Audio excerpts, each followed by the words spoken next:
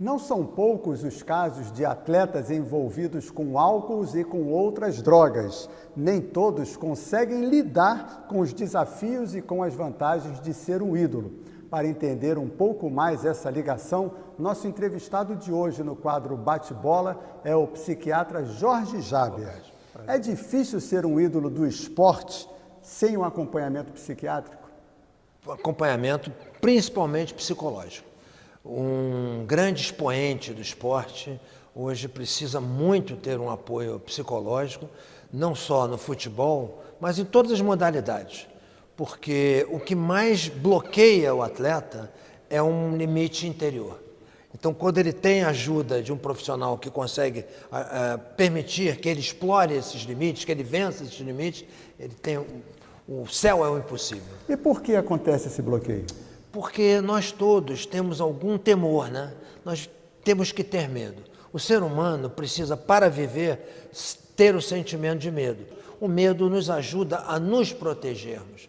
Quando esse medo é assimilado de uma forma constante, se torna doentio. Quais os casos mais comuns que atingem um atleta e que, por exemplo, já o procuraram? Principalmente o uso de álcool e cocaína, né?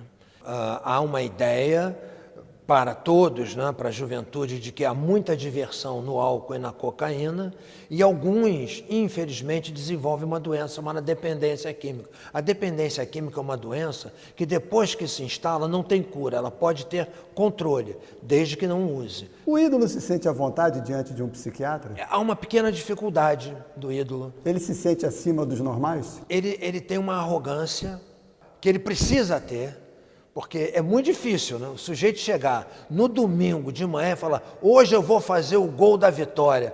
Cara, isso é difícil para chuchu. Então ele precisa ter uma sensação muito forte de orgulho.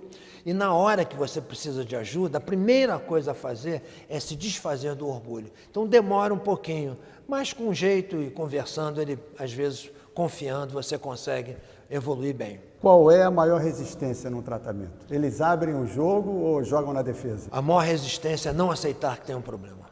A pessoa tem dificuldade de aceitar que ele está fracassando. Isso é muito difícil. Agora, uma coisa que ajuda muito, sabe o que é? É a minha própria sensação de fracasso. O fato de eu já ter tido momentos de grande fracasso me deixa muito à vontade com aquele que não está conseguindo ainda assumir. E às vezes eu até conto isso e aí quebra um pouco a sensação de, digamos assim, aparente superioridade do psiquiatra, né? Nesse jogo, o senhor já perdeu alguma vez a partida? Vou dizer uma coisa para você. A melhor coisa é quando eu perco. Quando eu perco é quando o meu cliente ganha. Quando ele não precisa mais de mim. Aí eu venci. Sim, mas a sua vitória não é fazer com que ele aceite o tratamento? Olha, às vezes não. Ele pode dizer que não aceita, mas ele melhora conversando, tomando a medicação, ele resiste. Há uma esgrima. Ele dribla o médico? Tenta driblar frequentemente. E aí não adianta você entrar como aqueles backs, aqueles volantes que vão logo na canela, né? Você tem que tentar ir na bola. Se você mostra a classe, mostra que está jogando bem, ele fala: poxa, esse doutor joga direitinho, eu acho que eu vou fazer uma dupla com ele.